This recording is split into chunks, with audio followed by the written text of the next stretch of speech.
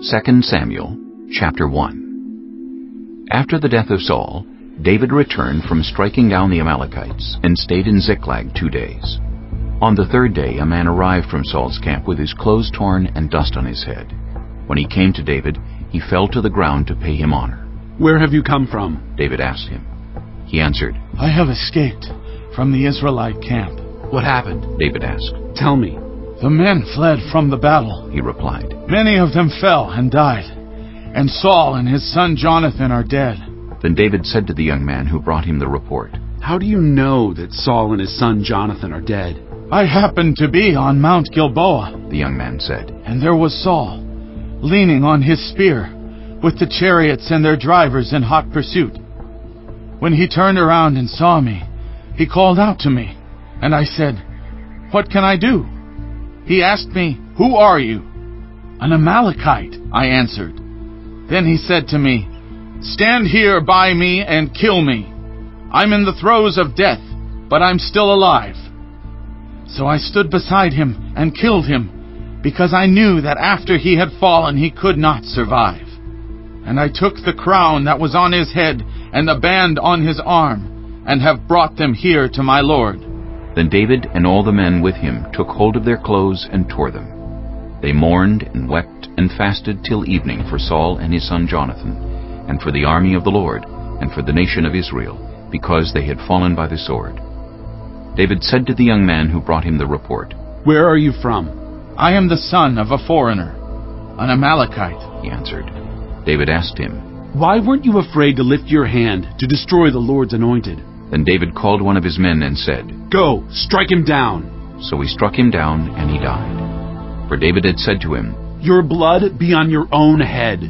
Your own mouth testified against you when you said, 'I killed the Lord's anointed.'" David took up this lament concerning Saul and his son Jonathan, and he ordered that the people of Judah be taught this lament of the bow. It is written in the book of Jasher. "A gazelle lies slain on your heights, Israel. How the mighty have fallen. Tell it not in Gath. Proclaim it not in the streets of Ashkelon. Lest the daughters of the Philistines be glad. Lest the daughters of the uncircumcised rejoice. Mountains of Gilboa, may you have neither dew nor rain. May no showers fall on your terraced fields. For there the shield of the mighty was despised, the shield of Saul, no longer rubbed with oil. From the blood of the slain, from the flesh of the mighty, the bow of Jonathan did not turn back. The sword of Saul did not return unsatisfied. Saul and Jonathan, in life they were loved and admired, and in death they were not parted. They were swifter than eagles, they were stronger than lions.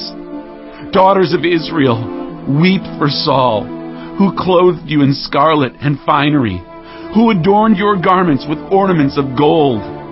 How the mighty have fallen in battle. Jonathan lies slain on your heights. I grieve for you, Jonathan, my brother. You were very dear to me.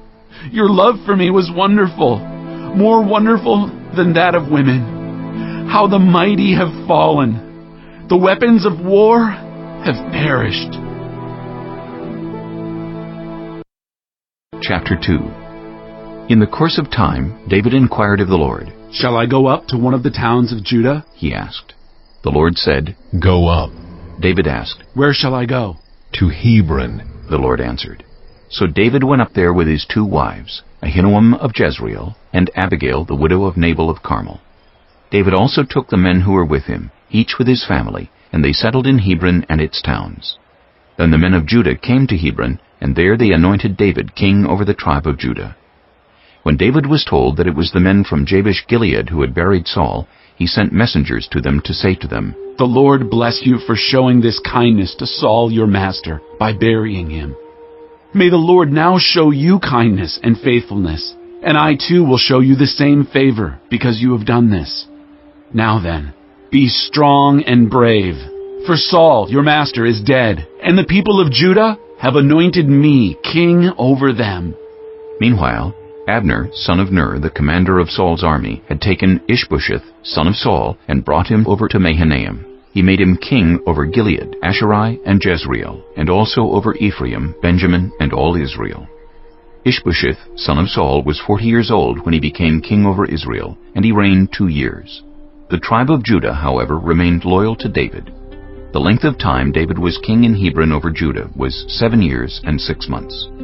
Abner, son of Ner, together with the men of Ishbosheth, son of Saul, left Mahanaim and went to Gibeon. Joab, son of Zeruiah, and David's men went out and met them at the pool of Gibeon. One group sat down on one side of the pool, and one group on the other side. Then Abner said to Joab, "Let's have some of the young men get up and fight hand to hand in front of us." "All right, let them do it," Joab said. So they stood up and were counted off, 12 men for Benjamin and Ishbosheth, son of Saul, and 12 for David. Then each man grabbed his opponent by the head and thrust his dagger into his opponent's side, and they fell down together. So that place in Gibeon was called Helkath Hazuriim. The battle that day was very fierce, and Abner and the Israelites were defeated by David's men. The 3 sons of Zeruiah were there, Joab, Abishai, and Asahel. Now Asahel was as fleet-footed as a wild gazelle. He chased Abner, turning neither to the right nor to the left as he pursued him.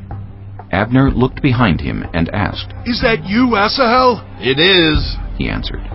Then Abner said to him, "Turn aside to the right or to the left. Take on one of the young men and strip him of his weapons." But Asahel would not stop chasing him. Again Abner warned Asahel, "Stop chasing me! Why should I strike you down? How could I look your brother Joab in the face?" But Asahel refused to give up the pursuit. So Abner thrust the butt of his spear into Asahel's stomach, and the spear came out through his back. He fell there and died on the spot. And every man stopped when he came to the place where Asahel had fallen and died. But Joab and Abishai pursued Abner, and as the sun was setting, they came to the hill of Ammah near Giah on the way to the wasteland of Gibeon. Then the men of Benjamin rallied behind Abner. They formed themselves into a group and took their stand on top of a hill. Abner called out to Joab, "Must the sword devour forever? Don't you realize that this will end in bitterness? How long before you order your men to stop pursuing their fellow Israelites?" Joab answered, "As surely as God lives, if you had not spoken, the men would have continued pursuing them until morning." So Joab blew the trumpet, and all the troops came to a halt. They no longer pursued Israel, nor did they fight any more. All that night Abner and his men marched through the Arabah. They crossed the Jordan, continued through the morning hours, and came to Mahanaim. Then Joab stopped pursuing Abner and assembled the whole army. Besides Asahel, 19 of David's men were found missing. But David's men had killed 360 Benjamites who were with Abner.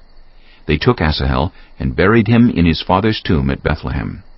Then Joab and his men marched all night and arrived at Hebron by daybreak. Chapter 3.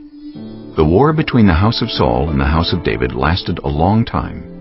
David grew stronger and stronger, while the house of Saul grew weaker and weaker. Sons were born to David in Hebron.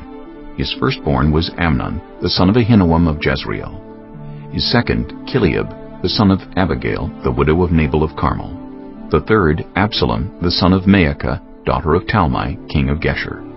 The fourth, Adonijah, the son of Haggith. The fifth, Shephatiah, the son of Abital.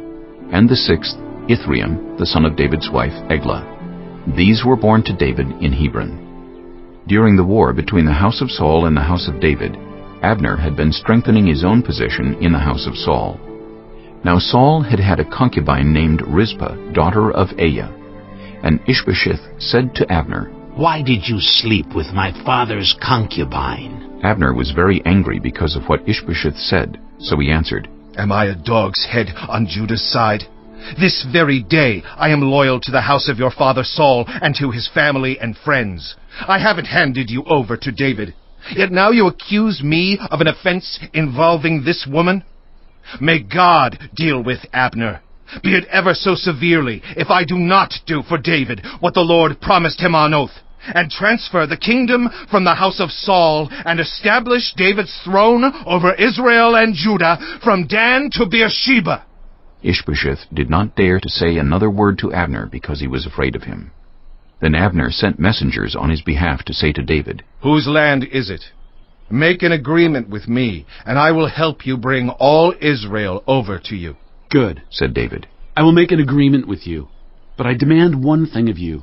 Do not come into my presence unless you bring Michal, daughter of Saul, when you come to see me." Then David sent messengers to Ishbosheth, son of Saul, demanding, "Give me my wife Michal, whom I betrothed to myself, for the price of 100 Philistine foreskins." So Ishbosheth gave orders and had her taken away from her husband Paltiel, son of Laish.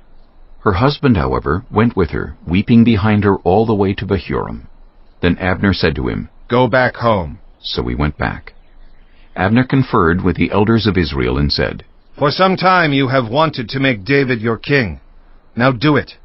For the Lord promised David, 'By my servant David I will rescue my people Israel from the hand of the Philistines and from the hand of all their enemies.'" Abner also spoke to the Benjamites in person. Then he went to Hebron to tell David everything that Israel and the whole tribe of Benjamin wanted to do. When Abner, who had 20 men with him, came to David at Hebron, David prepared a feast for him and his men. Then Abner said to David, "Let me go at once, and assemble all Israel for my lord the king, so that they may make a covenant with you, and that you may rule over all that your heart desires." So David sent Abner away, and he went in peace. Just then David's men and Joab returned from a raid, and brought with them a great deal of plunder. But Abner was no longer with David in Hebron, because David had sent him away, and he had gone in peace. When Joab and all the soldiers with him arrived, he was told that Abner, son of Ner, had come to the king, and that the king had sent him away, and that he had gone in peace. So Joab went to the king and said, "What have you done? Look, Abner came to you. Why did you let him go? Now he is gone. You know Abner, son of Ner. He came to deceive you and observe your movements and find out everything you are doing." Joab then left David and sent messengers after Abner, and they brought him back from the cistern at Sirah. But David did not know it. Now when Abner returned to Hebron, Joab took him aside into an inner chamber, as if to speak with him privately. And there, to avenge the blood of his brother Asahel, Joab stabbed him in the stomach, and he died. Later, when David heard about this, he said, "I and my kingdom are forever innocent before the Lord concerning the blood of Abner, son of Ner. May his blood fall on the head of Joab and on his whole family. May Joab's family never be without someone who has a running sore or leprosy, or who leans on a crutch, or who falls by the sword, or who lacks food." Joab and his brother Abishai murdered Abner because he had killed their brother Asahel in the battle at Gibeon. Then David said to Joab and all the people with him, "Tear your clothes and put on sackcloth and walk in mourning in front of Abner." King David himself walked behind the bier. They buried Abner in Hebron, and the king wept aloud at Abner's tomb. All the people wept also. The king sang this lament for Abner. "Should Abner have died as the lawless die? Your hands were not bound, your feet were not fettered. You fell as one falls before the wicked." And all the people wept over him again. Then they all came and urged David to eat something while it was still day. But David took an oath, saying, "May God deal with me, be it ever so severely, if I taste bread or anything else before the sun sets." All the people took note and were pleased. Indeed, everything the king did pleased them. So on that day, all the people there and all Israel knew that the king had no part in the murder of Abner, son of Ner. Then the king said to his men, "Do you not realize that a commander and a great man has fallen in Israel this day? And today, though I am the anointed king, I am weak, and these sons of Zeruiah are too strong for me. May the Lord repay the evildoer according to his evil deeds." Chapter 4. When Ishbosheth, son of Saul, heard that Abner had died in Hebron, he lost courage, and all Israel became alarmed. Now Saul's son had 2 men who were leaders of raiding bands. One was named Baanah, and the other Rechab. They were sons of Rimmon the Beerothite, from the tribe of Benjamin. Beeroth is considered part of Benjamin, because the people of Beeroth fled to Gittim, and have resided there as foreigners to this day. Jonathan, son of Saul, had a son who was lame in both feet. He was 5 years old when the news about Saul and Jonathan came from Jezreel. His nurse picked him up and fled, but as she hurried to leave, he fell and became disabled. His name was Mephibosheth. Now Rechab and Baanah, the sons of Rimmon the Beerothite, set out for the house of Ishbosheth. And they arrived there in the heat of the day while he was taking his noonday rest. They went into the inner part of the house as if to get some wheat, and they stabbed him in the stomach. Then Rechab and his brother Baanah slipped away. They had gone into the house while he was lying on the bed in his bedroom. After they stabbed and killed him, they cut off his head. Taking it with them, they traveled all night by way of the Arabah. They brought the head of Ishbosheth to David at Hebron and said to the king, "Here is the head of Ishbosheth, son of Saul, your enemy, who tried to kill you. This day the Lord has avenged my lord the king against Saul and his offspring." David answered Rechab and his brother Baanah, the sons of Rimmon the Beerothite, "As surely as the Lord lives, who has delivered me out of every trouble, when someone told me, 'Saul is dead,' and thought he was bringing good news, I seized him and put him to death in Ziklag. That was the reward I gave him for his news.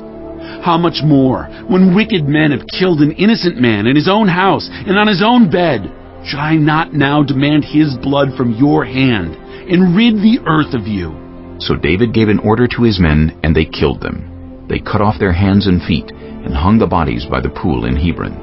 But they took the head of Ishbosheth and buried it in Abner's tomb at Hebron. Chapter 5. All the tribes of Israel came to David at Hebron and said, "We are your own flesh and blood. In the past, while Saul was king over us, you were the one who led Israel on their military campaigns. And the Lord said to you, 'You will shepherd my people Israel, and you will become their ruler.'" When all the elders of Israel had come to King David at Hebron, the king made a covenant with them at Hebron before the Lord, and they anointed David king over Israel. David was 30 years old when he became king, and he reigned 40 years. In Hebron he reigned over Judah 7 years and 6 months, and in Jerusalem he reigned over all Israel and Judah 33 years. The king and his men marched to Jerusalem to attack the Jebusites who lived there. The Jebusites said to David, "You will not get in here. Even the blind and the lame can ward you off." They thought. "David cannot get in here." Nevertheless, David captured the fortress of Zion, which is the city of David. On that day David had said, "Anyone who conquers the Jebusites will have to use the water shaft to reach those lame and blind, who are David's enemies." That is why they say, "The blind and lame will not enter the palace." David then took up residence in the fortress and called it the City of David. He built up the area around it, from the terraces inward, and he became more and more powerful because the Lord God Almighty was with him. Now Hiram, king of Tyre, sent envoys to David, along with cedar logs and carpenters and stonemasons, and they built a palace for David. Then David knew that the Lord had established him as king over Israel, and had exalted his kingdom for the sake of his people Israel. After he left Hebron, David took more concubines and wives in Jerusalem, and more sons and daughters were born to him. These are the names of the children born to him there: Shemuah, Shobab, Nathan, Solomon, Ibhar, Elishua, Nephig, Japhiah, Elishama, Eliada, and Eliphalet. When the Philistines heard that David had been anointed king over Israel, they went up in full force to search for him. But David heard about it and went down to the stronghold. Now the Philistines had come and spread out in the valley of Rephaim. So David inquired of the Lord, "Shall I go and attack the Philistines? Will you deliver them into my hands?" The Lord answered him, "Go, for I will surely deliver the Philistines into your hands." So David went to Baal Perazim, and there he defeated them. He said, "As waters break out, the Lord has broken out against my enemies before me." So that place was called Baal Perazim. The Philistines abandoned their idols there, and David and his men carried them off. Once more the Philistines came up and spread out in the valley of Rephaim. So David inquired of the Lord, and he answered, "Do not go straight up, but circle around behind them, and attack them in front of the poplar trees. As soon as you hear the sound of marching in the tops of the poplar trees, move quickly, because that will mean the Lord has gone out in front of you to strike the Philistine army." So David did as the Lord commanded him, and he struck down the Philistines, all the way from Gibeon to Gezer. Chapter 6. David again brought together all the able young men of Israel, 30,000. He and all his men went to Baalah in Judah, to bring up from there the ark of God, which is called by the name of the Lord Almighty, who is enthroned between the cherubim on the ark. They set the ark of God on a new cart, and brought it from the house of Abinadab, which was on the hill. Uzzah and Ahio, sons of Abinadab, were guiding the new cart with the ark of God on it, and Ahio was walking in front of it. David and all Israel were celebrating with all their might before the Lord, with castanets, harps, lyres, timbrels, sistrums, and cymbals. When they came to the threshing floor of Nacon, Uzzah reached out and took hold of the ark of God, because the oxen stumbled. The Lord's anger burned against Uzzah because of his irreverent act. Therefore God struck him down, and he died there beside the ark of God. Then David was angry because the Lord's wrath had broken out against Uzzah, and to this day that place is called Perez Uzzah. David was afraid of the Lord that day and said, "How can the ark of the Lord ever come to me?" He was not willing to take the ark of the Lord to be with him in the city of David. Instead, he took it to the house of Obed-Edom the Gittite. The ark of the Lord remained in the house of Obed-Edom the Gittite for 3 months, and the Lord blessed him and his entire household. Now King David was told, "The Lord has blessed the household of Obed-Edom and everything he has, because of the ark of God." So David went to bring up the ark of God from the house of Obed-Edom to the city of David with rejoicing.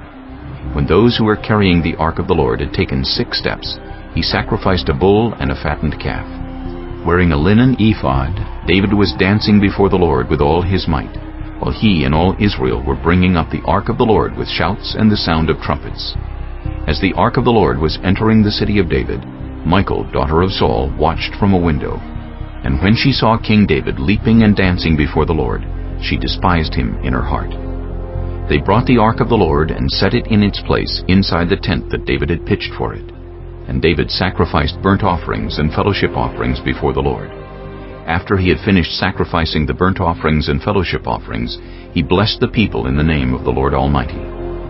Then he gave a loaf of bread, a cake of dates, and a cake of raisins to each person in the whole crowd of Israelites, both men and women, and all the people went to their homes.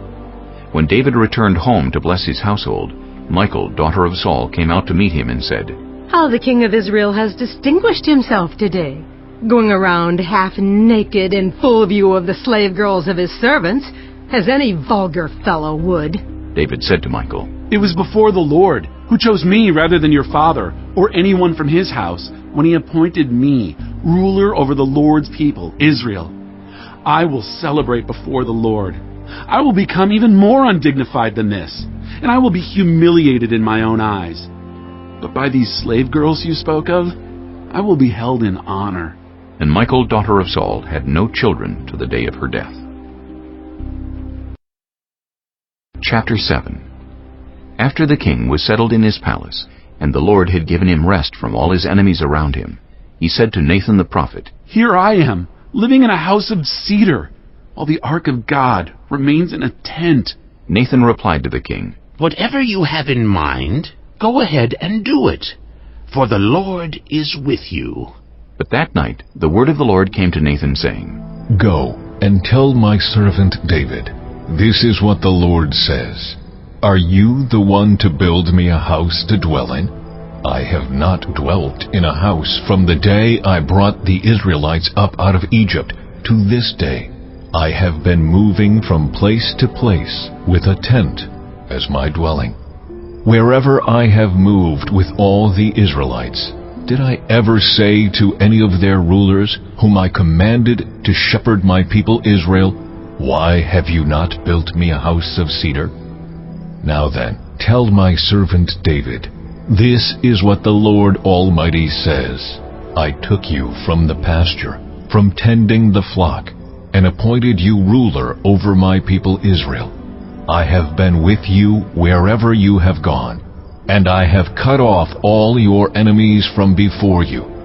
Now I will make your name great, like the names of the greatest men on earth, and I will provide a place for my people Israel, and will plant them so that they can have a home of their own, and no longer be disturbed.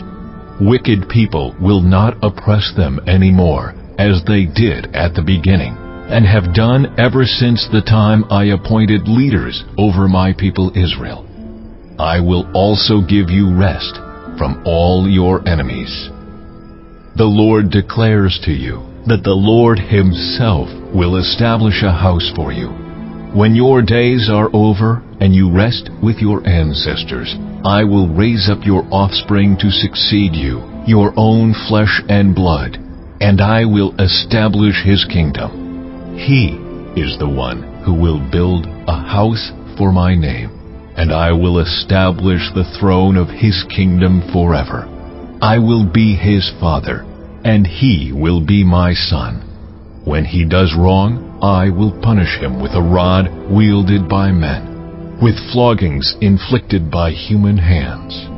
But my love will never be taken away from him, as I took it away from Saul, whom I removed from before you.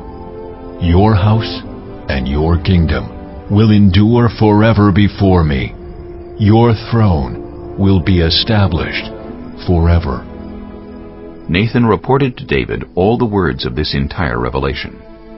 Then King David went in and sat before the Lord, and he said, Who am I, sovereign Lord, and what is my family, that you have brought me this far? And as if this were not enough in your sight, sovereign Lord, you have also spoken about the future of the house of your servant. And this decree, sovereign Lord, is for a mere human. What more can David say to you? For you know your servant, sovereign Lord. For the sake of your word and according to your will, you have done this great thing and made it known to your servant. How great you are, sovereign Lord! There is no one like you, and there is no God but you, as we have heard with our own ears. And who is like your people, Israel, the one nation on earth that God went out to redeem as a people for himself, and to make a name for himself, and to perform great and awesome wonders by driving out nations and their gods from before your people, whom you redeemed from Egypt. You have established your people Israel as your very own forever, and you, Lord, have become their God. And now, Lord God, keep forever the promise you have made concerning your servant and his house. Do as you promised, so that your name will be great forever. Then people will say, The Lord Almighty is God over Israel, and the house of your servant David will be established in your sight. Lord Almighty, God of Israel, you have revealed this to your servant, saying, I will build a house for you. So your servant has found courage to pray this prayer to you. Sovereign Lord, you are God. Your covenant is trustworthy, and you have promised these good things to your servant. Now, be pleased to bless the house of your servant, that it may continue forever in your sight. For you, sovereign Lord, have spoken, and with your blessing, the house of your servant will be blessed forever. Chapter 8. In the course of time, David defeated the Philistines and subdued them, and he took Metheg-Ammah from the control of the Philistines. David also defeated the Moabites. He made them lie down on the ground and measured them off with a length of cord. Every 2 lengths of them were put to death, and the 3rd length was allowed to live. So the Moabites became subject to David and brought him tribute. Moreover, David defeated Hadad-Ezer, son of Rehob, king of Zobah, when he went to restore his monument at the Euphrates River. David captured 1,000 of his chariots, 7,000 charioteers, and 20,000 foot soldiers. He hamstrung all but 100 of the chariot horses. When the Arameans of Damascus came to help Hadad-Ezer, king of Zobah, David struck down 22,000 of them. He put garrisons in the Aramean kingdom of Damascus, and the Arameans became subject to him and brought tribute. The Lord gave David victory wherever he went. David took the gold shields that belonged to the officers of Hadad-Ezer and brought them to Jerusalem. From Tebah and Beerothai, towns that belonged to Hadad-Ezer, King David took a great quantity of bronze. When Tu, king of Hamath, heard that David had defeated the entire army of Hadad-Ezer, he sent his son Joram to King David to greet him and congratulate him on his victory in battle over Hadad-Ezer, who had been at war with Tu. Joram brought with him articles of silver, of gold, and of bronze. King David dedicated these articles to the Lord, as he had done with the silver and gold from all the nations he had subdued: Edom and Moab, the Ammonites and the Philistines and Amalek. He also dedicated the plunder taken from Hadad-Ezer, son of Rehob, king of Zobah. And David became famous after he returned from striking down 18,000 Edomites in the Valley of Salt. He put garrisons throughout Edom, and all the Edomites became subject to David. The Lord gave David victory wherever he went. David reigned over all Israel, doing what was just and right for all his people. Joab, son of Zeruiah, was over the army. Jehoshaphat, son of Ahilud, was recorder. Zadok, son of Ahitub, and Ahimelech, son of Abiathar, were priests. Sariah was secretary. Benaiah, son of Jehoiada, was over the Kerethites and Pelethites. And David's sons were priests. Chapter 9. David asked, Is there anyone still left of the house of Saul, to whom I can show kindness for Jonathan's sake? Now there was a servant of Saul's household named Ziba. They summoned him to appear before David, and the king said to him, Are you Ziba? At your service, he replied. The king asked, Is there no one still alive from the house of Saul, to whom I can show God's kindness? Ziba answered the king, There is still a son of Jonathan. He is lame in both feet. Where is he? The king asked. Ziba answered, He is at the house of Machir, son of Ammiel, in Lo-debar. So King David had him brought from Lo-debar, from the house of Machir, son of Ammiel. When Mephibosheth, son of Jonathan, the son of Saul, came to David, he bowed down to pay him honor. David said, Mephibosheth. At your service, he replied. Don't be afraid, David said to him, for I will surely show you kindness for the sake of your father Jonathan. I will restore to you all the land that belonged to your grandfather Saul, and you will always eat at my table. Mephibosheth bowed down and said, What is your servant, that you should notice a dead dog like me? Then the king summoned Ziba, Saul's steward, and said to him, I have given your master's grandson everything that belonged to Saul and his family. You and your sons and your servants are to farm the land for him and bring in the crops, so that your master's grandson may be provided for. And Mephibosheth, grandson of your master, will always eat at my table. Now Ziba had 15 sons and 20 servants. Then Ziba said to the king, Your servant will do whatever my lord the king commands his servant to do. So Mephibosheth ate at David's table like one of the king's sons. Mephibosheth had a young son named Micah, and all the members of Ziba's household were servants of Mephibosheth. And Mephibosheth lived in Jerusalem, because he always ate at the king's table. He was lame in both feet. Chapter 10. In the course of time, the king of the Ammonites died, and his son Hanun succeeded him as king. David thought, I will show kindness to Hanun, son of Nahash, just as his father showed kindness to me. So David sent a delegation to express his sympathy to Hanun concerning his father. When David's men came to the land of the Ammonites, the Ammonite commanders said to Hanun their lord, Do you think David is honoring your father by sending envoys to you to express sympathy? Hasn't David sent them to you only to explore the city and spy it out and overthrow it?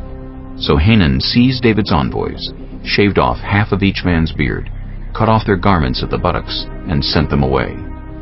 When David was told about this, he sent messengers to meet the men, for they were greatly humiliated. The king said, Stay at Jericho till your beards have grown, and then come back.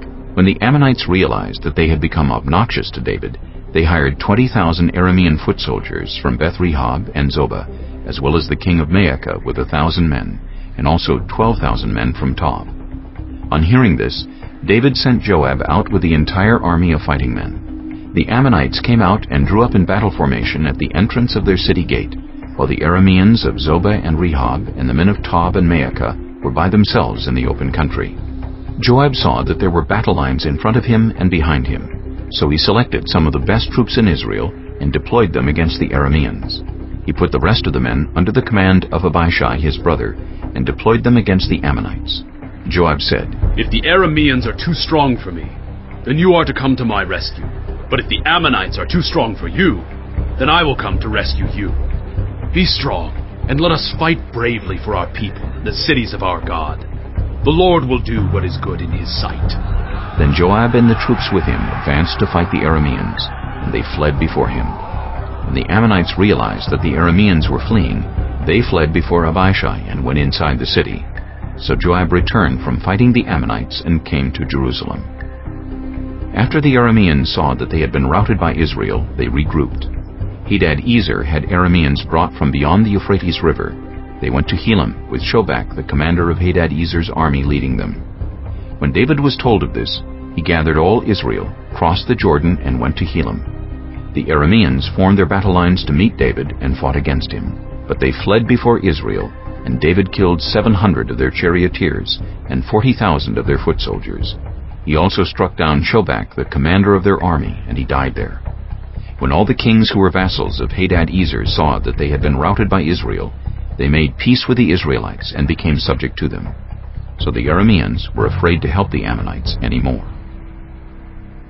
Chapter 11. In the spring, at the time when kings go off to war, David sent Joab out with the king's men and the whole Israelite army. They destroyed the Ammonites and besieged Rabbah, but David remained in Jerusalem. One evening, David got up from his bed and walked around on the roof of the palace.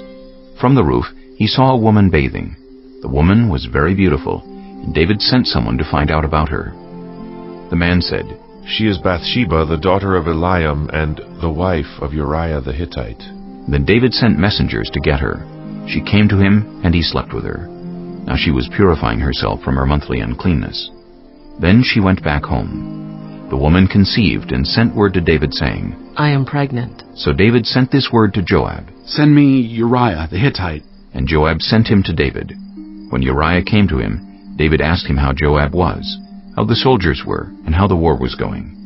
Then David said to Uriah, "Go down to your house and wash your feet." So Uriah left the palace, and a gift from the king was sent after him. But Uriah slept at the entrance to the palace with all his master's servants, and did not go down to his house. David was told, "Uriah did not go home." So he asked Uriah, "Haven't you just come from a military campaign? Why didn't you go home?" Uriah said to David, "The ark in Israel and Judah are staying in tents, and my commander Joab and my lord's men are camped in the open country. How could I go to my house to eat and drink and make love to my wife? As surely as you live, I will not do such a thing." Then David said to him, "Stay here one more day, and tomorrow I will send you back." So Uriah remained in Jerusalem that day and the next. At David's invitation he ate and drank with him, and David made him drunk. But in the evening Uriah went out to sleep on his mat among his master's servants. He did not go home. In the morning David wrote a letter to Joab and sent it with Uriah. In it he wrote, "Put Uriah out in front where the fighting is fiercest.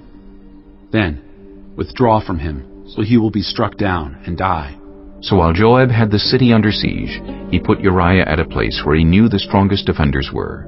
When the men of the city came out and fought against Joab, some of the men in David's army fell. Moreover, Uriah the Hittite died. Joab sent David a full account of the battle. He instructed the messenger, "When you have finished giving the king this account of the battle, the king's anger may flare up, and he may ask you, 'Why did you get so close to the city to fight? Didn't you know they would shoot arrows from the wall? Who killed Abimelech, son of Jerubbesheth? Didn't a woman drop an upper millstone on him from the wall, so that he died in Thebes? Why did you get so close to the wall?' If he asks you this, then say to him, 'Moreover, your servant Uriah the Hittite is dead.'" The messenger set out, and when he arrived he told David everything Joab had sent him to say. The messenger said to David, "The men overpowered us and came out against us in the open, but we drove them back to the entrance of the city gate. Then the archers shot arrows at your servants from the wall, and some of the king's men died. Moreover, your servant Uriah the Hittite is dead." David told the messenger, "Say this to Joab. Don't let this upset you. The sword devours one as well as another. Press the attack against the city and destroy it. Say this to encourage Joab." When Uriah's wife heard that her husband was dead, she mourned for him. After the time of mourning was over, David had her brought to his house, and she became his wife and bore him a son. But the thing David had done displeased the Lord. Chapter 12. The Lord sent Nathan to David. When he came to him, he said, "There were 2 men in a certain town, one rich and the other poor. The rich man had a very large number of sheep and cattle, but the poor man had nothing except one little ewe lamb he had bought. He raised it, and it grew up with him and his children. It shared his food, drank from his cup, and even slept in his arms. It was like a daughter to him. Now a traveler came to the rich man, but the rich man refrained from taking one of his own sheep or cattle to prepare a meal for the traveler who had come to him. Instead, he took the ewe lamb that belonged to the poor man and prepared it for the one who had come to him. David burned with anger against the man and said to Nathan, "As surely as the Lord lives, the man who did this must die. He must pay for that lamb 4 times over, because he did such a thing and had no pity." Then Nathan said to David, "You are the man. This is what the Lord, the God of Israel, says. I anointed you king over Israel, and I delivered you from the hand of Saul. I gave your master's house to you, and your master's wives into your arms. I gave you all Israel and Judah. And if all this had been too little, I would have given you even more. Why did you despise the word of the Lord by doing what is evil in his eyes? You struck down Uriah the Hittite with the sword and took his wife to be your own. You killed him with the sword of the Ammonites. Now, therefore, the sword will never depart from your house, because you despised me and took the wife of Uriah the Hittite to be your own. This is what the Lord says. Out of your own household I am going to bring calamity on you. Before your very eyes I will take your wives and give them to one who is close to you, and he will sleep with your wives in broad daylight. You did it in secret, but I will do this thing in broad daylight before all Israel." Then David said to Nathan, "I have sinned against the Lord." Nathan replied, "The Lord has taken away your sin. You are not going to die. But because by doing this you have shown utter contempt for the Lord, the son born to you will die." After Nathan had gone home, the Lord struck the child that Uriah's wife had borne to David, and he became ill. David pleaded with God for the child. He fasted and spent the nights lying in sackcloth on the ground. The elders of his household stood beside him to get him up from the ground, but he refused, and he would not eat any food with them. On the 7th day, the child died. David's attendants were afraid to tell him that the child was dead, for they thought, "While the child was still living, he wouldn't listen to us when we spoke to him. How can we now tell him the child is dead? He may do something desperate." David noticed that his attendants were whispering among themselves, and he realized the child was dead. "Is the child dead?" he asked. "Yes," they replied. "He is dead." Then David got up from the ground. After he had washed, put on lotions, and changed his clothes, he went into the house of the Lord and worshipped. Then he went to his own house, and at his request they served him food, and he ate. His attendants asked him, "Why are you acting this way? While the child was alive, you fasted and wept. But now that the child is dead, you get up and eat." He answered, "While the child was still alive, I fasted and wept. I thought, who knows, the Lord may be gracious to me and let the child live. But now that he is dead, why should I go on fasting? Can I bring him back again? I will go to him, but he will not return to me." Then David comforted his wife Bathsheba, and he went to her and made love to her. She gave birth to a son, and they named him Solomon. The Lord loved him, and because the Lord loved him, he sent word through Nathan the prophet to name him Jedediah. Meanwhile, Joab fought against Rabbah of the Ammonites and captured the royal citadel.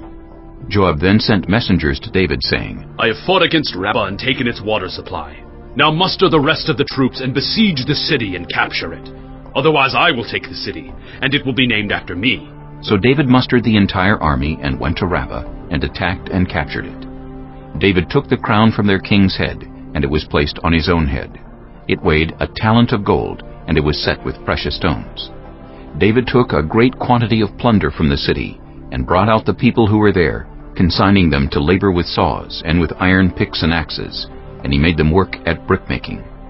David did this to all the Ammonite towns. Then he and his entire army returned to Jerusalem. Chapter 13.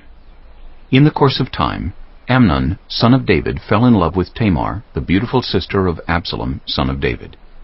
Amnon became so obsessed with his sister Tamar that he made himself ill. She was a virgin, and it seemed impossible for him to do anything to her. Now Amnon had an adviser named Jonadab, son of Shimeah, David's brother. Jonadab was a very shrewd man. He asked Amnon, "Why do you, the king's son, look so haggard morning after morning?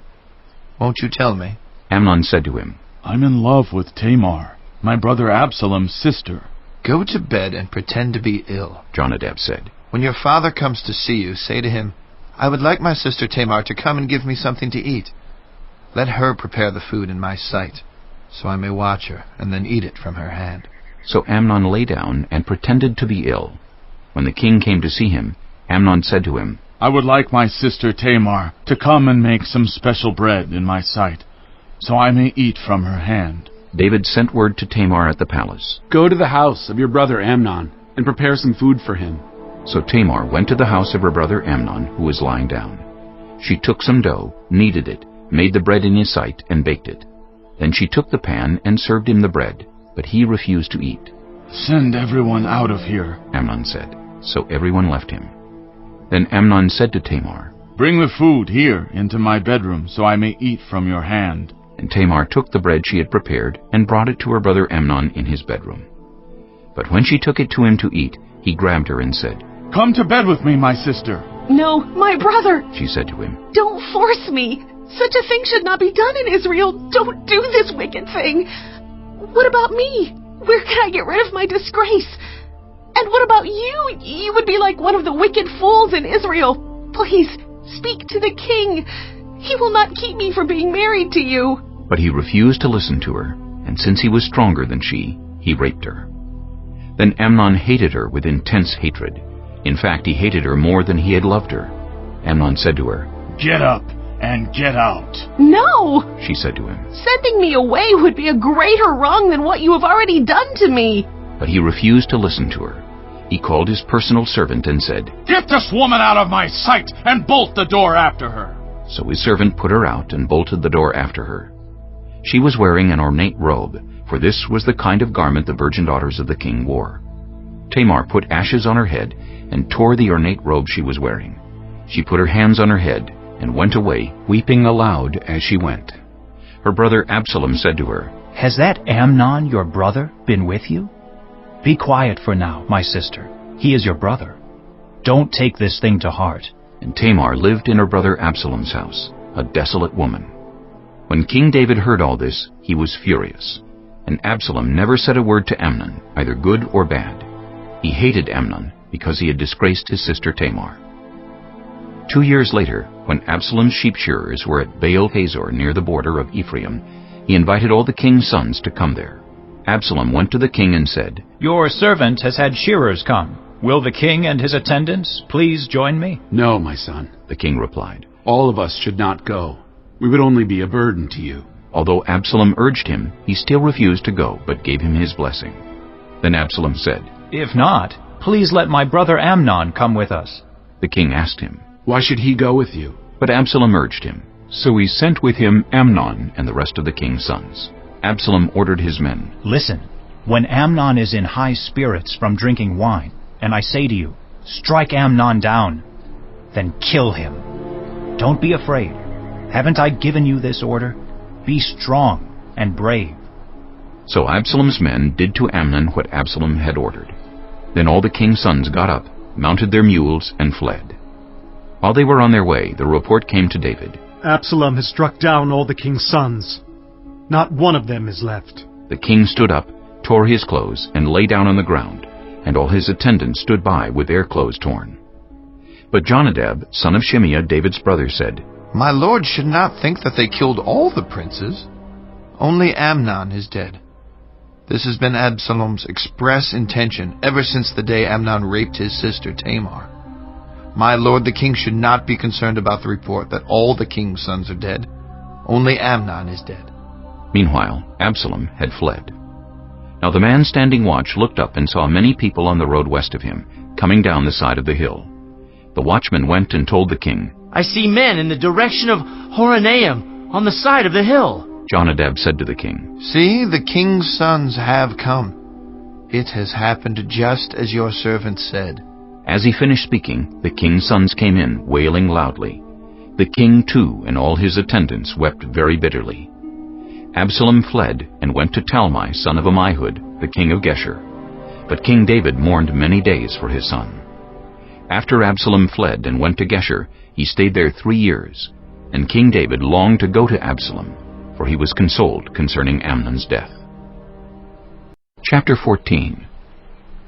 Joab, son of Zeruiah, knew that the king's heart longed for Absalom. So Joab sent someone to Tekoa, and had a wise woman brought from there. He said to her, "Pretend you are in mourning. Dress in mourning clothes, and don't use any cosmetic lotions.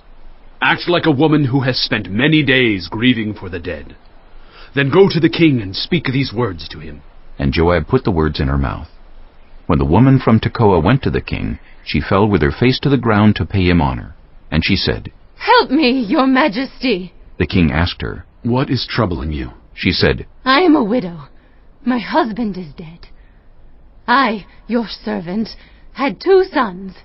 They got into a fight with each other in the field, and no one was there to separate them. One struck the other and killed him. Now the whole clan has risen up against your servant. They say, 'Hand over the one who struck his brother down, so that we may put him to death for the life of his brother whom he killed. Then we will get rid of the heir as well.' They would put out the only burning coal I have left, leaving my husband neither name nor descendant on the face of the earth." The king said to the woman, "Go home, and I will issue an order in your behalf." But the woman from Tekoa said to him, "Let my lord the king pardon me and my family, and let the king and his throne be without guilt." The king replied, "If anyone says anything to you, bring them to me, and they will not bother you again." She said, "Then let the king invoke the Lord his God to prevent the avenger of blood from adding to the destruction, so that my son will not be destroyed." "As surely as the Lord lives," he said, "not one hair of your son's head will fall to the ground." Then the woman said, "Let your servant speak a word to my lord the king." "Speak," he replied. The woman said, "Why then have you devised a thing like this against the people of God? When the king says this, does he not convict himself? For the king has not brought back his banished son. Like water spilled on the ground, which cannot be recovered, so we must die. But that is not what God desires. Rather, he devises ways so that a banished person does not remain banished from him. And now I have come to say this to my lord the king, because the people have made me afraid. Your servant thought, 'I will speak to the king. Perhaps he will grant his servant's request. Perhaps the king will agree to deliver his servant from the hand of the man who is trying to cut off both me and my son from God's inheritance.' And now your servant says, 'May the word of my lord the king secure my inheritance, for my lord the king is like an angel of God in discerning good and evil. May the Lord your God be with you.'"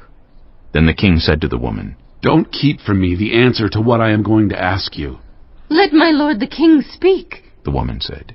The king asked, "Isn't the hand of Joab with you in all this?" The woman answered, "As surely as you live, my lord the king. No one can turn to the right or to the left from anything my lord the king says. Yes, it was your servant Joab who instructed me to do this, and who put all these words into the mouth of your servant. Your servant Joab did this to change the present situation. My lord has wisdom like that of an angel of God. He knows everything that happens in the land." The king said to Joab, "Very well, I will do it. Go, bring back the young man Absalom." Joab fell with his face to the ground to pay him honor, and he blessed the king. Joab said, "Today your servant knows that he has found favor in your eyes, my lord the king, because the king has granted his servant's request." Then Joab went to Geshur and brought Absalom back to Jerusalem. But the king said, "He must go to his own house. He must not see my face." So Absalom went to his own house and did not see the face of the king. In all Israel there was not a man so highly praised for his handsome appearance as Absalom. From the top of his head to the sole of his foot there was no blemish in him. Whenever he cut the hair of his head, he used to cut his hair once a year because it became too heavy for him, he would weigh it, and its weight was 200 shekels by the royal standard. 3 sons and a daughter were born to Absalom. His daughter's name was Tamar, and she became a beautiful woman. Absalom lived 2 years in Jerusalem without seeing the king's face.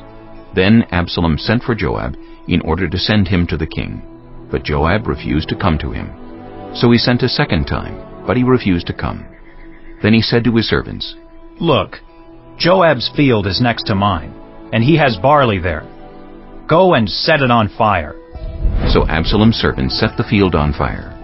Then Joab did go to Absalom's house, and he said to him, Why have your servants set my field on fire? Absalom said to Joab, Look, I sent word to you and said, Come here, so I can send you to the king to ask, Why have I come from Geshur? It would be better for me if I were still there. Now then, I want to see the king's face.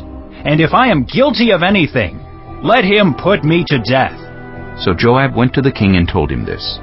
Then the king summoned Absalom, and he came in and bowed down with his face to the ground before the king. And the king kissed Absalom. Chapter 15. In the course of time, Absalom provided himself with a chariot and horses, and with 50 men to run ahead of him.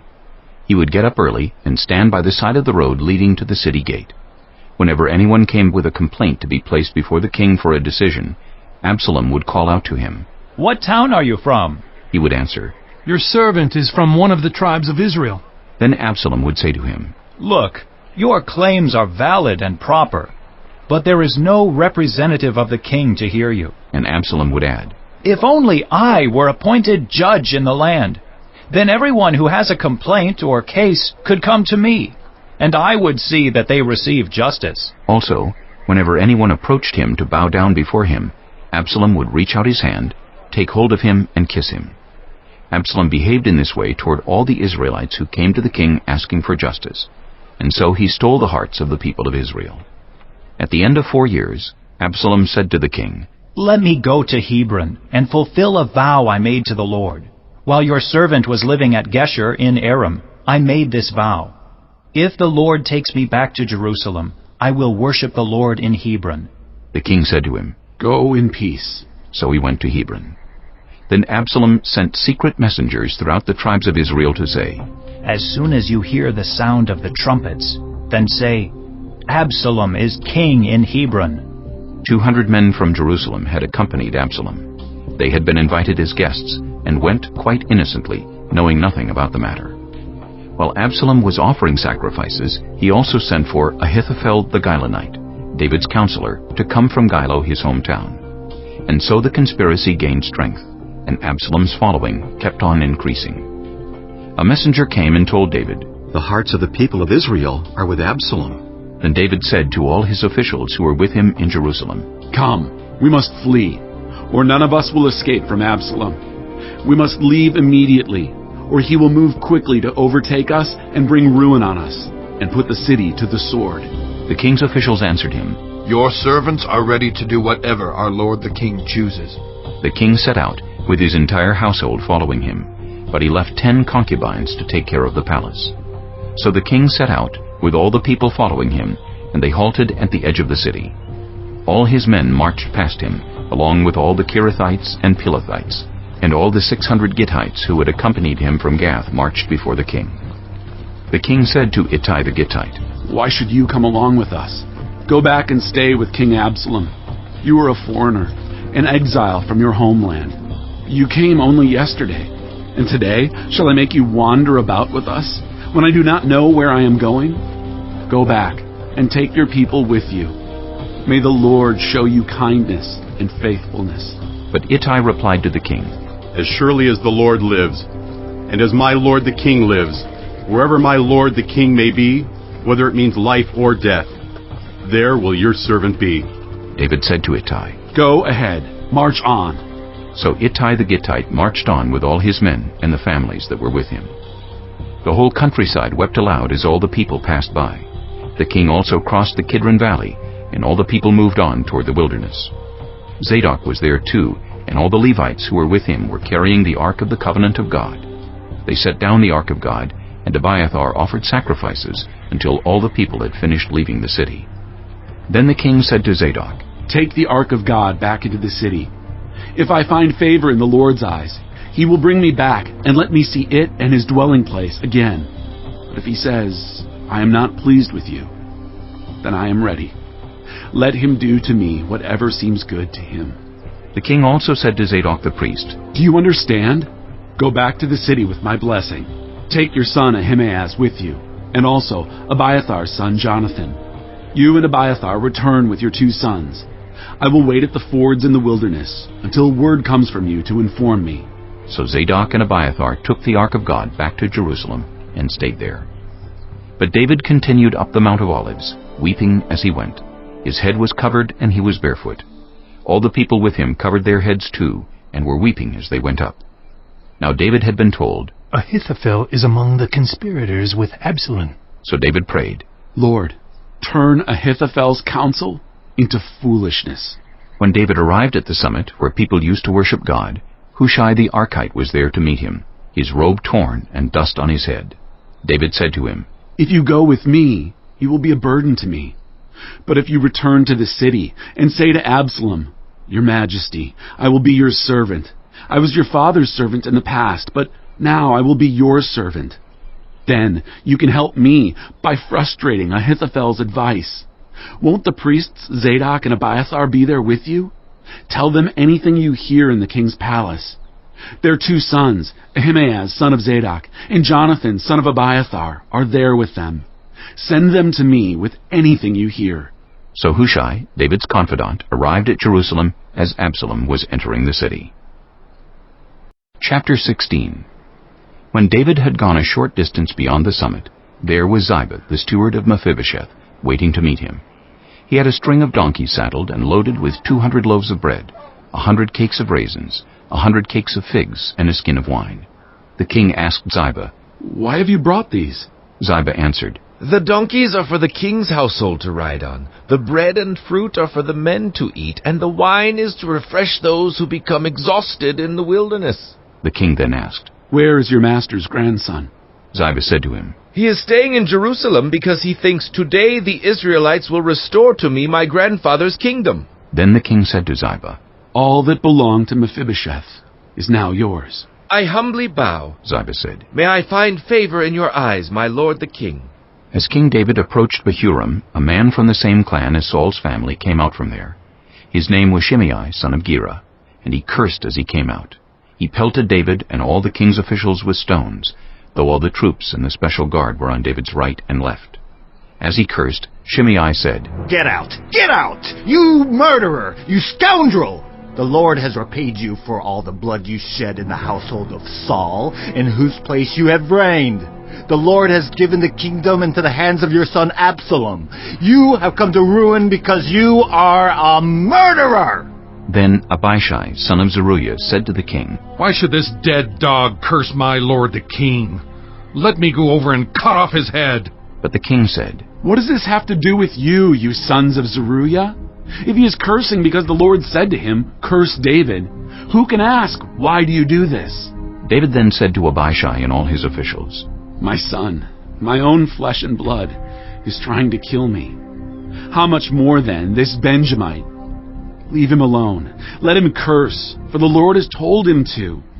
It may be that the Lord will look upon my misery and restore to me his covenant blessing instead of his curse today." So David and his men continued along the road, while Shimei was going along the hillside opposite him, cursing as he went, and throwing stones at him, and showering him with dirt. The king and all the people with him arrived at their destination exhausted, and there he refreshed himself. Meanwhile, Absalom and all the men of Israel came to Jerusalem, and Ahithophel was with him.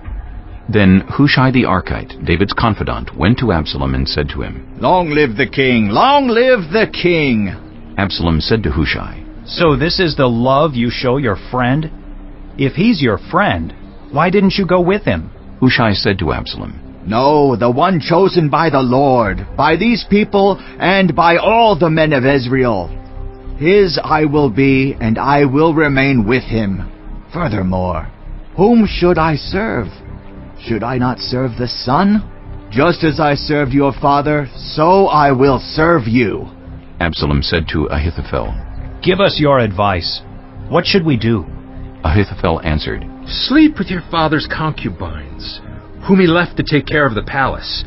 Then all Israel will hear that you have made yourself obnoxious to your father, and the hands of everyone with you will be more resolute." So they pitched a tent for Absalom on the roof, and he slept with his father's concubines in the sight of all Israel. Now in those days, the advice Ahithophel gave was like that of one who inquires of God. That was how both David and Absalom regarded all of Ahithophel's advice. Chapter 17. Ahithophel said to Absalom, "I would choose 12,000 men and set out tonight in pursuit of David. I would attack him while he is weary and weak. I would strike him with terror, and then all the people with him will flee. I would strike down only the king and bring all the people back to you. The death of the man you seek will mean the return of all. All the people will be unharmed." This plan seemed good to Absalom and to all the elders of Israel. But Absalom said, "Summon also Hushai the Archite, so we can hear what he has to say as well." When Hushai came to him, Absalom said, "Ahithophel has given this advice. Should we do what he says? If not, give us your opinion." Hushai replied to Absalom, "The advice Ahithophel has given is not good this time. You know your father and his men, they are fighters, and as fierce as a wild bear robbed of her cubs. Besides, your father is an experienced fighter. He will not spend the night with the troops. Even now, he is hidden in a cave or some other place. If he should attack your troops first, whoever hears about it will say, 'There has been a slaughter among the troops who follow Absalom.' Then even the bravest soldier, whose heart is like the heart of a lion, will melt with fear. For all Israel knows that your father is a fighter and that those with him are brave. So I advise you, let all Israel, from Dan to Beersheba, as numerous as the sand on the seashore, be gathered to you, with you yourself leading them into battle. Then we will attack him wherever he may be found, and we will fall on him as dew settles on the ground. Neither he nor any of his men will be left alive. If he withdraws into a city, then all Israel will bring ropes to that city, and we will drag it down to the valley until not so much as a pebble is left."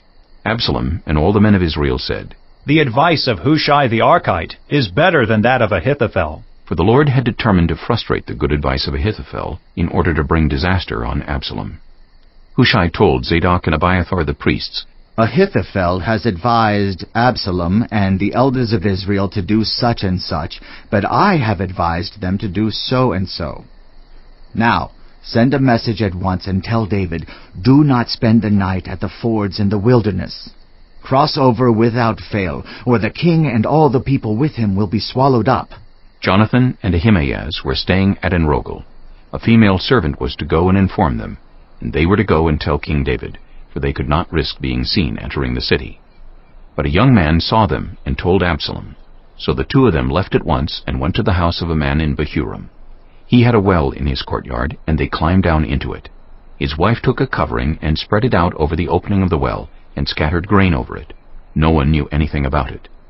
When Absalom's men came to the woman at the house, they asked, "Where are Ahimaaz and Jonathan?" The woman answered them, "They crossed over the brook." The men searched but found no one, so they returned to Jerusalem. After they had gone, the two climbed out of the well and went to inform King David. They said to him, "Set out and cross the river at once. Ahithophel has advised such and such against you." So David and all the people with him set out and crossed the Jordan. By daybreak, no one was left who had not crossed the Jordan. When Ahithophel saw that his advice had not been followed, he saddled his donkey and set out for his house in his hometown. He put his house in order and then hanged himself. So he died and was buried in his father's tomb. David went to Mahanaim, and Absalom crossed the Jordan with all the men of Israel.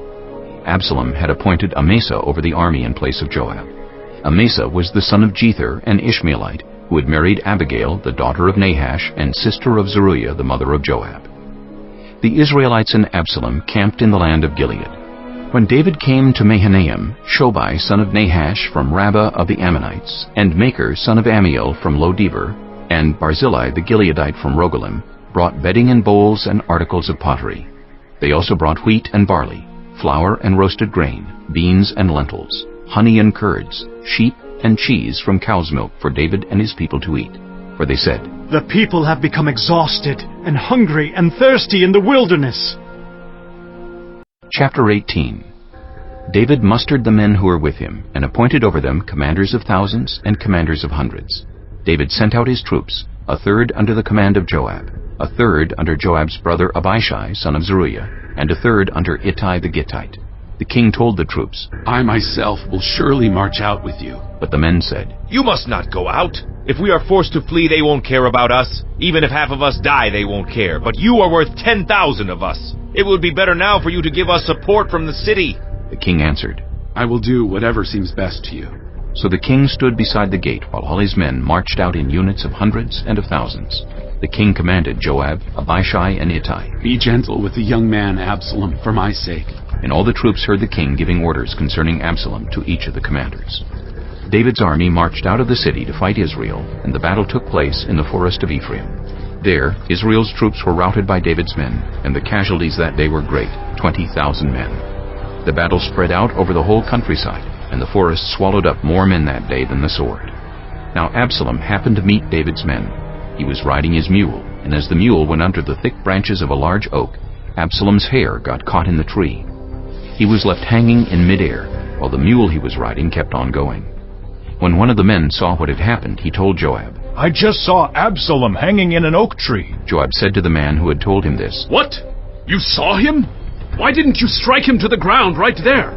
Then I would have had to give you 10 shekels of silver and a warrior's belt." But the man replied, "Even if 1,000 shekels were weighed out into my hands, I would not lay a hand on the king's son. In our hearing, the king commanded you and Abishai and Ittai protect the young man Absalom for my sake.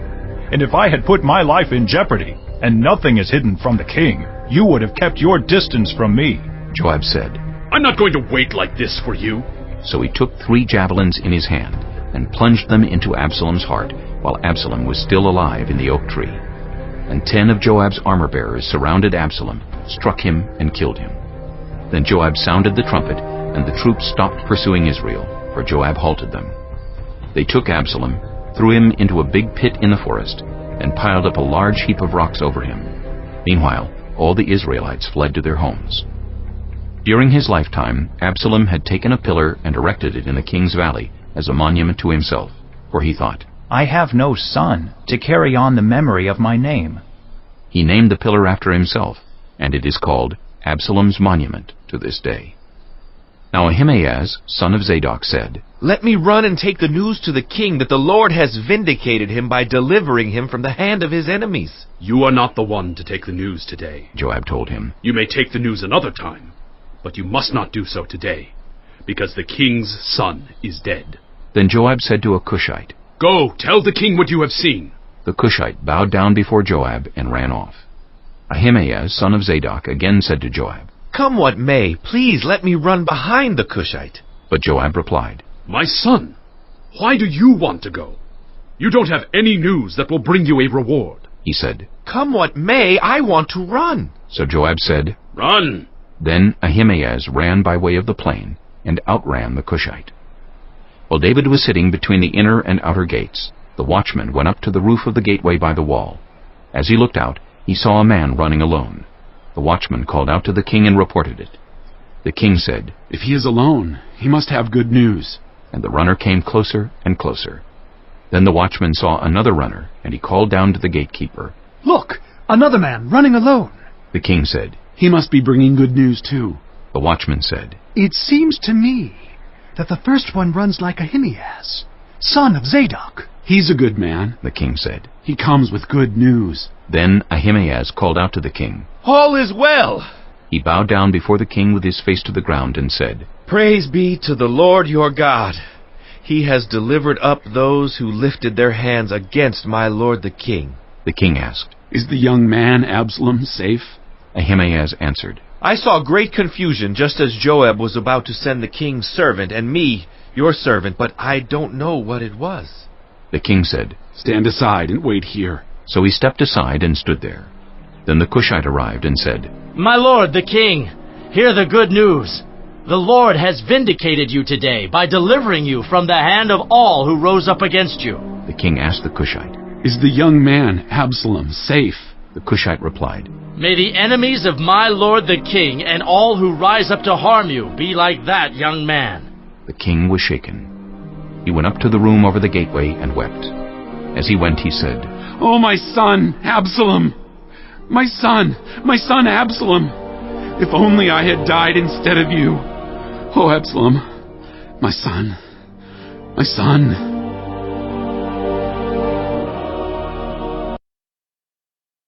Chapter 19. Joab was told, The king is weeping and mourning for Absalom. And for the whole army the victory that day was turned into mourning, because on that day the troops heard it said, The king is grieving for his son. The men stole into the city that day as men steal in who are ashamed when they flee from battle. The king covered his face and cried aloud, Oh, my son, Absalom! Oh, Absalom, my son! My son! Then Joab went into the house to the king and said, Today you have humiliated all your men, who have just saved your life, and the lives of your sons and daughters, and the lives of your wives and concubines. You love those who hate you, and hate those who love you. You have made it clear today that the commanders and their men mean nothing to you. I see that you would be pleased if Absalom were alive today, and all of us were dead. Now go out and encourage your men. I swear by the Lord that if you don't go out, not a man will be left with you by nightfall. This will be worse for you than all the calamities that have come on you from your youth till now. So the king got up and took his seat in the gateway. When the men were told, The king is sitting in the gateway, they all came before him. Meanwhile, the Israelites had fled to their homes. Throughout the tribes of Israel, all the people were arguing among themselves, saying, The king delivered us from the hand of our enemies. He is the one who rescued us from the hand of the Philistines. But now he has fled the country to escape from Absalom. And Absalom, whom we anointed to rule over us, has died in battle. So why do you say nothing about bringing the king back? King David sent this message to Zadok and Abiathar the priests. Ask the elders of Judah, why should you be the last to bring the king back to his palace, since what is being said throughout Israel has reached the king at his quarters? You are my relatives, my own flesh and blood. So why should you be the last to bring back the king? And say to Amasa, Are you not my own flesh and blood? May God deal with me, be it ever so severely, if you are not the commander of my army for life in place of Joab. He won over the hearts of the men of Judah, so that they were all of one mind. They sent word to the king, Return, you and all your men. Then the king returned and went as far as the Jordan. Now the men of Judah had come to Gilgal to go out and meet the king and bring him across the Jordan. Shimei, son of Gera, the Benjamite from Bahurim, hurried down with the men of Judah to meet King David. With him were 1,000 Benjamites, along with Ziba, the steward of Saul's household, and his 15 sons and 20 servants.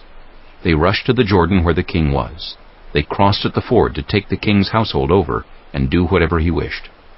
When Shimei, son of Gera, crossed the Jordan, he fell prostrate before the king and said to him, May my lord not hold me guilty. Do not remember how your servant did wrong on the day my lord the king left Jerusalem. May the king put it out of his mind. For I, your servant, know that I have sinned. But today I have come here as the first from the tribes of Joseph to come down and meet my lord the king. Then Abishai, son of Zeruiah, said, Shouldn't Shimei be put to death for this? He cursed the Lord's anointed. David replied, What does this have to do with you, you sons of Zeruiah? What right do you have to interfere? Should anyone be put to death in Israel today? Don't I know that today I am king over Israel? So the king said to Shimei, You shall not die. And the king promised him on oath. Mephibosheth, Saul's grandson, also went down to meet the king. He had not taken care of his feet, or trimmed his mustache, or washed his clothes from the day the king left until the day he returned safely. When he came from Jerusalem to meet the king asked him, Why didn't you go with me, Mephibosheth? He said, My lord the king, since I your servant am lame, I said, I will have my donkey saddled and will ride on it, so I can go with the king. But Ziba, my servant, betrayed me, and he has slandered your servant to my lord the king. My lord the king is like an angel of God. so do whatever you wish. All my grandfather's descendants deserved nothing but death from my lord the king. But you gave your servant a place among those who eat at your table. So what right do I have to make any more appeals to the king?" The king said to him, "Why say more? I order you and Ziba to divide the land." Mephibosheth said to the king, "Let him take everything, now that my lord the king has returned home safely." Barzillai the Gileadite also came down from Rogelim to cross the Jordan with the king and to send him on his way from there. Now Barzillai was very old, 80 years of age. He had provided for the king during his stay in Mahanaim, for he was a very wealthy man. The king said to Barzillai, "Cross over with me and stay with me in Jerusalem, and I will provide for you." But Barzillai answered the king, "How many more years will I live, that I should go up to Jerusalem with the king? I am now 80 years old. Can I tell the difference between what is enjoyable and what is not? Can your servant taste what he eats and drinks? Can I still hear the voices of male and female singers? Why should your servant be an added burden to my lord the king? Your servant will cross over the Jordan with the king for a short distance. But why should the king reward me in this way? Let your servant return, that I may die in my own town, near the tomb of my father and mother. But here is your servant Kimham. Let him cross over with my lord the king. Do for him whatever you wish." The king said, "Kimham shall cross over with me, and I will do for him whatever you wish, and anything you desire from me, I will do for you." So all the people crossed the Jordan, and then the king crossed over. The king kissed Barzillai and bid him farewell, and Barzillai returned to his home. When the king crossed over to Gilgal, Kimham crossed with him. All the troops of Judah and half the troops of Israel had taken the king over. Soon all the men of Israel were coming to the king and saying to him, "Why did our brothers, the men of Judah, steal the king away and bring him and his household across the Jordan, together with all his men?" All the men of Judah answered the men of Israel, "We did this because the king is closely related to us. Why are you angry about it? Have we eaten any of the king's provisions? Have we taken anything for ourselves?" Then the men of Israel answered the men of Judah, "We have 10 shares in the king, so we have a greater claim on David than you have. Why then do you treat us with contempt? Weren't we the first to speak of bringing back our king?" But the men of Judah pressed their claims even more forcefully than the men of Israel. Chapter 20. Now a troublemaker named Sheba, son of Bichri, a Benjamite, happened to be there. He sounded the trumpet and shouted, "We have no share in David, no part in Jesse's son. Every man to his tent, Israel!" So all the men of Israel deserted David to follow Sheba, son of Bichri. But the men of Judah stayed by their king all the way from the Jordan to Jerusalem. When David returned to his palace in Jerusalem, he took the 10 concubines he had left to take care of the palace and put them in a house under guard. He provided for them, but had no sexual relations with them. They were kept in confinement till the day of their death, living as widows. Then the king said to Amasa, "Summon the men of Judah to come to me within 3 days, and be here yourself." But when Amasa went to summon Judah, he took longer than the time the king had set for him. David said to Abishai, "Now Sheba, son of Bichri, will do us more harm than Absalom did. Take your master's men and pursue him, or he will find fortified cities and escape from us." So Joab's men and the Kerethites and Pelethites and all the mighty warriors went out under the command of Abishai. They marched out from Jerusalem to pursue Sheba, son of Bichri. While they were at the great rock in Gibeon, Amasa came to meet them. Joab was wearing his military tunic, and strapped over it at his waist was a belt with a dagger in its sheath. As he stepped forward, it dropped out of its sheath. Joab said to Amasa, "How are you, my brother?" Then Joab took Amasa by the beard with his right hand to kiss him. Amasa was not on his guard against the dagger in Joab's hand, and Joab plunged it into his belly, and his intestines spilled out on the ground. Without being stabbed again, Amasa died. Then Joab and his brother Abishai pursued Sheba, son of Bichri.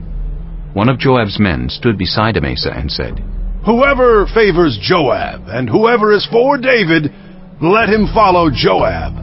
Amasa lay wallowing in his blood in the middle of the road, and the man saw that all the troops came to a halt there. When he realized that everyone who came up to Amasa stopped, he dragged him from the road into a field and threw a garment over him. After Amasa had been removed from the road, everyone went on with Joab to pursue Sheba son of Bichri. Sheba passed through all the tribes of Israel to Abel-Beth-Maachah and through the entire region of the Bichrites, who gathered together and followed him. All the troops with Joab came and besieged Sheba in Abel-Beth-Maachah. They built a siege ramp up to the city, and it stood against the outer fortifications. While they were battering the wall to bring it down, a wise woman called from the city, "Listen! Listen! Tell Joab to come here, so I can speak to him." He went toward her, and she asked, "Are you Joab?" "I am," he answered. She said, "Listen to what your servant has to say." "I'm listening," he said. She continued, "Long ago they used to say, 'Get your answer at Abel,' and that settled it. We are the peaceful and faithful in Israel. You are trying to destroy a city that is a mother in Israel. Why do you want to swallow up the Lord's inheritance?" "Far be it from me," Joab replied. "Far be it from me to swallow up or destroy. That is not the case. A man named Sheba, son of Bichri, from the hill country of Ephraim, has lifted up his hand against the king, against David. Hand over this one man, and I'll withdraw from the city." The woman said to Joab, "His head will be thrown to you from the wall." Then the woman went to all the people with her wise advice, and they cut off the head of Sheba son of Bichri and threw it to Joab. So he sounded the trumpet, and his men dispersed from the city, each returning to his home, and Joab went back to the king in Jerusalem. Joab was over Israel's entire army. Benaiah son of Jehoiada was over the Kerethites and Pelethites. Adoniram was in charge of forced labor. Jehoshaphat son of Ahilud was recorder. Sheba was secretary. Zadok and Abiathar were priests, and Ira the Jairite was David's priest. Chapter 21. During the reign of David, there was a famine for 3 successive years. So David sought the face of the Lord. The Lord said, "It is on account of Saul and his blood-stained house. It is because he put the Gibeonites to death." The king summoned the Gibeonites and spoke to them. Now the Gibeonites were not a part of Israel, but were survivors of the Amorites. The Israelites had sworn to spare them, but Saul, in his zeal for Israel and Judah, had tried to annihilate them. David asked the Gibeonites, "What shall I do for you? How shall I make atonement so that you will bless the Lord's inheritance?" The Gibeonites answered him, "We have no right to demand silver or gold from Saul or his family, nor do we have the right to put anyone in Israel to death." "What do you want me to do for you?" David asked. They answered the king, "As for the man who destroyed us and plotted against us so that we have been decimated and have no place anywhere in Israel, let 7 of his male descendants be given to us to be killed, and their bodies exposed before the Lord at Gibeah of Saul, the Lord's chosen one." So the king said, "I will give them to you." The king spared Mephibosheth, son of Jonathan, the son of Saul, because of the oath before the Lord between David and Jonathan, son of Saul. But the king took Armoni and Mephibosheth, the 2 sons of Aiah's daughter Rizpah, whom she had borne to Saul, together with the 5 sons of Saul's daughter Merib, whom she had borne to Adriel, son of Barzillai the Maholathite.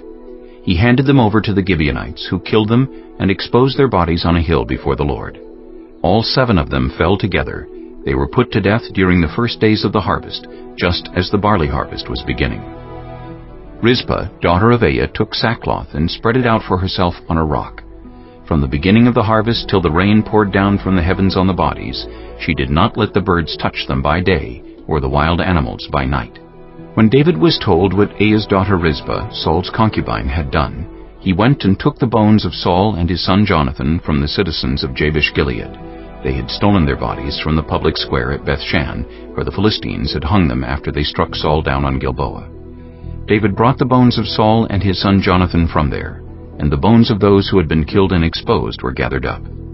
They buried the bones of Saul and his son Jonathan in the tomb of Saul's father Kish at Zelah in Benjamin, and did everything the king commanded.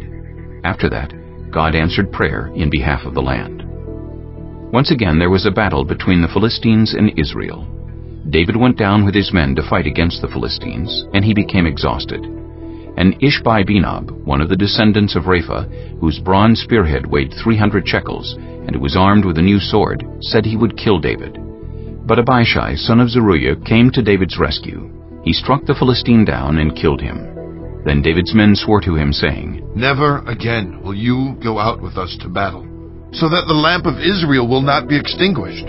In the course of time there was another battle with the Philistines at Gob. At that time Shibbekai the Hushathite killed Saph, one of the descendants of Rapha.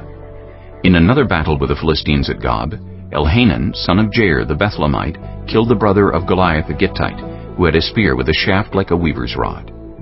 In still another battle, which took place at Gath, there was a huge man with 6 fingers on each hand and 6 toes on each foot, 24 in all. He also was descended from Rapha. When he taunted Israel, Jonathan, son of Shimeah, David's brother, killed him. These 4 were descendants of Rapha in Gath, and they fell at the hands of David and his men. Chapter 22. David sang to the Lord the words of this song when the Lord delivered him from the hand of all his enemies, and from the hand of Saul. He said, The Lord is my rock, my fortress, and my deliverer. My God is my rock, in whom I take refuge, my shield and the horn of my salvation. He is my stronghold, my refuge and my Savior. From violent people you save me. I called to the Lord, who is worthy of praise, and have been saved from my enemies. The waves of death swirled about me. The torrents of destruction overwhelmed me. The cords of the grave coiled around me. The snares of death confronted me. In my distress, I called to the Lord. I called out to my God. From his temple, he heard my voice. My cry came to his ears. The earth trembled and quaked. The foundations of the heavens shook. They trembled because he was angry. Smoke rose from his nostrils. Consuming fire came from his mouth. Burning coals blazed out of it. He parted the heavens and came down. Dark clouds were under his feet. He mounted the cherubim and flew. He soared on the wings of the wind. He made darkness his canopy around him, the dark rain clouds of the sky. Out of the brightness of his presence, bolts of lightning blazed forth. The Lord thundered from heaven. The voice of the Most High resounded. He shot his arrows and scattered the enemy. With great bolts of lightning he routed them. The valleys of the sea were exposed, and the foundations of the earth laid bare at the rebuke of the Lord, at the blast of breath from his nostrils. He reached down from on high and took hold of me. He drew me out of deep waters. He rescued me from my powerful enemy, from my foes who were too strong for me. They confronted me in the day of my disaster, but the Lord was my support. He brought me out into a spacious place. He rescued me because he delighted in me. The Lord has dealt with me according to my righteousness. According to the cleanness of my hands, he has rewarded me. For I have kept the ways of the Lord. I am not guilty of turning from my God. All his laws are before me. I have not turned away from his decrees. I have been blameless before him, and have kept myself from sin. The Lord has rewarded me according to my righteousness, according to my cleanness in his sight. To the faithful, you show yourself faithful. To the blameless, you show yourself blameless. To the pure, you show yourself pure. But to the devious, you show yourself shrewd. You save the humble, but your eyes are on the haughty to bring them low. You, Lord, are my lamp. The Lord turns my darkness into light. With your help, I can advance against a troop. With my God, I can scale a wall. As for God, his way is perfect. The Lord's word is flawless.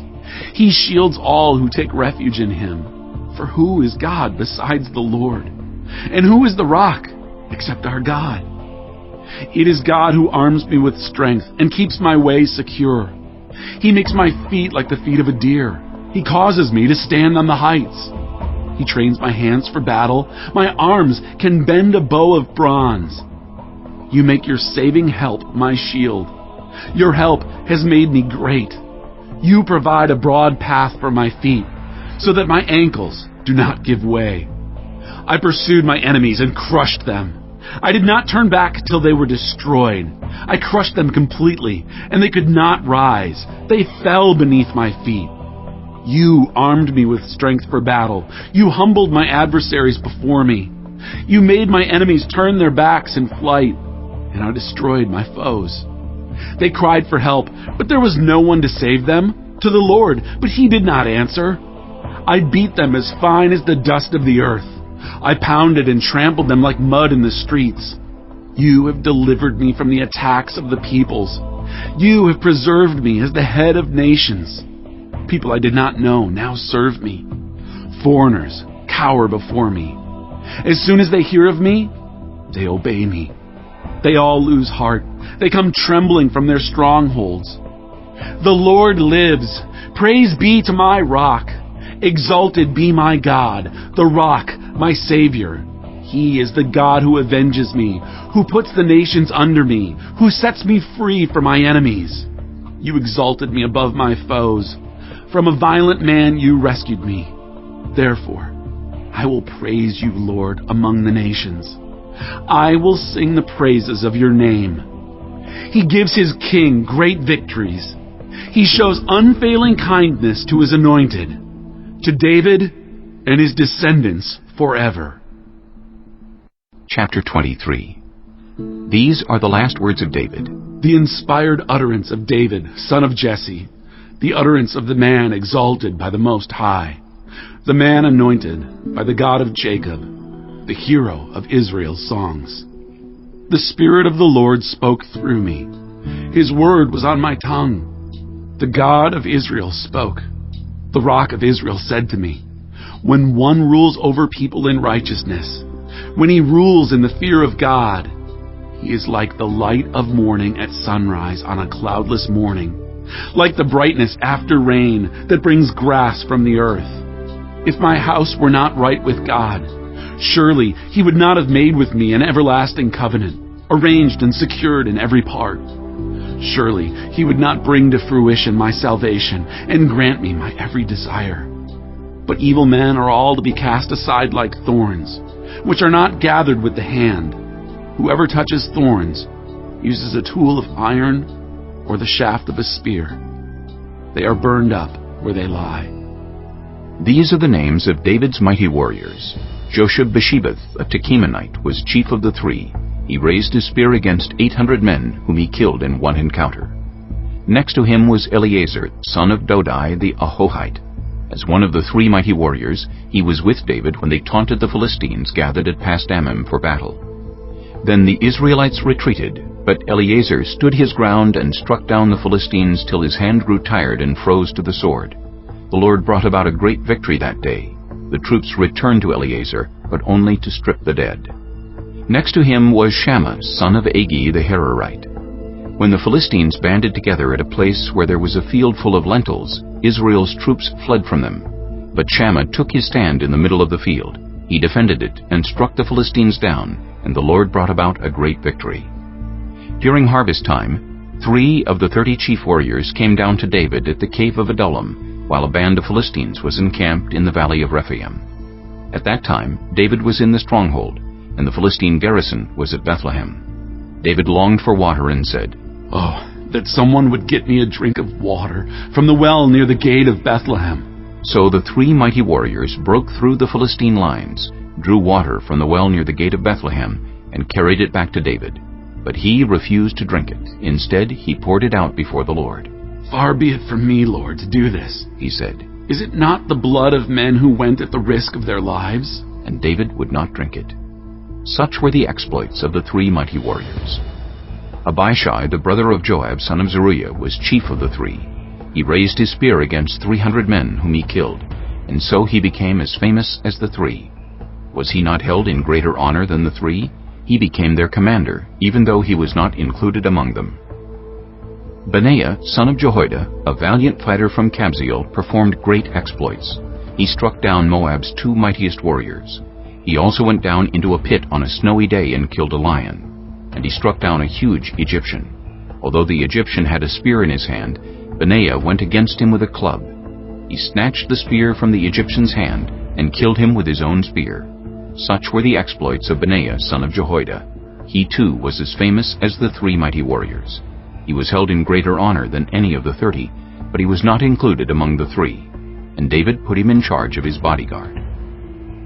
Among the 30 were Asahel, the brother of Joab, Elhanan, son of Dodo from Bethlehem, Shammah the Harodite, Elika the Harodite, Helez the Paltite, Ira, son of Ikish from Tekoa, Abiezer from Anathoth, Sibbecai the Hushathite, Zalmon the Ahohite, Maharai the Netophathite, Heled, son of Baanah the Netophathite, Ithai, son of Ribai from Gibeah in Benjamin, Benaiah the Pirathonite, Hiddai from the ravines of Gaash, Abi Albon the Arbathite, Asmaveth the Barhumite, Eliabah the Shaalbonite, the sons of Jashan, Jonathan, son of Shammah the Hararite, Ahiam, son of Sherer the Hararite, Eliphalet, son of Ahasbai the Maacathite, Eliam, son of Ahithophel the Gilonite, Hezro the Carmelite, Haarai the Arbite, Igal, son of Nathan from Zobah, the son of Hagri, Zelek the Ammonite, Naharai the Beerothite, the armor-bearer of Joab, son of Zeruiah, Ira the Ithrite, Gareb the Ithrite, and Uriah the Hittite. There were 37 in all. Chapter 24. Again the anger of the Lord burned against Israel, and he incited David against them, saying, Go, and take a census of Israel and Judah. So the king said to Joab and the army commanders with him, Go throughout the tribes of Israel from Dan to Beersheba, and enroll the fighting men, so that I may know how many there are. But Joab replied to the king, May the Lord your God multiply the troops 100 times over, and may the eyes of my lord the king see it. But why does my lord the king want to do such a thing? The king's word, however, overruled Joab and the army commanders, so they left the presence of the king to enroll the fighting men of Israel. After crossing the Jordan, they camped near Aroer, south of the town in the gorge, and then went through Gad and on to Jazer. They went to Gilead in the region of Tatim-Hodshai, and on to Dan-Jain, and around toward Sidon. Then they went toward the fortress of Tyre, and all the towns of the Hivites and Canaanites. Finally, they went on to Beersheba in the Negev of Judah. After they had gone through the entire land, they came back to Jerusalem at the end of 9 months and 20 days. Joab reported the number of the fighting men to the king. In Israel there were 800,000 able-bodied men who could handle a sword, and in Judah 500,000. David was conscience-stricken after he had counted the fighting men, and he said to the Lord, I have sinned greatly in what I have done. Now, Lord, I beg you, take away the guilt of your servant. I have done a very foolish thing. Before David got up the next morning, the word of the Lord had come to Gad the prophet, David's seer. Go, and tell David, this is what the Lord says. I am giving you 3 options. Choose one of them for me to carry out against you. So Gad went to David and said to him, Shall there come on you 3 years of famine in your land, or 3 months of fleeing from your enemies while they pursue you, or 3 days of plague in your land? Now then, think it over, and decide how I should answer the one who sent me. David said to Gad, I am in deep distress. Let us fall into the hands of the Lord, for his mercy is great. But do not let me fall into human hands. So the Lord sent a plague on Israel from that morning until the end of the time designated, and 70,000 of the people from Dan to Beersheba died. When the angel stretched out his hand to destroy Jerusalem, the Lord relented concerning the disaster, and said to the angel who was afflicting the people, Enough. Withdraw your hand. The angel of the Lord was then at the threshing floor of Araunah the Jebusite. When David saw the angel who was striking down the people, he said to the Lord, I have sinned. I, the shepherd, have done wrong. These are but sheep. What have they done? Let your hand fall on me and my family. On that day, Gad went to David and said to him, Go up and build an altar to the Lord on the threshing floor of Araunah the Jebusite. So David went up as the Lord had commanded through Gad. When Araunah looked and saw the king and his officials coming toward him, he went out and bowed down before the king with his face to the ground.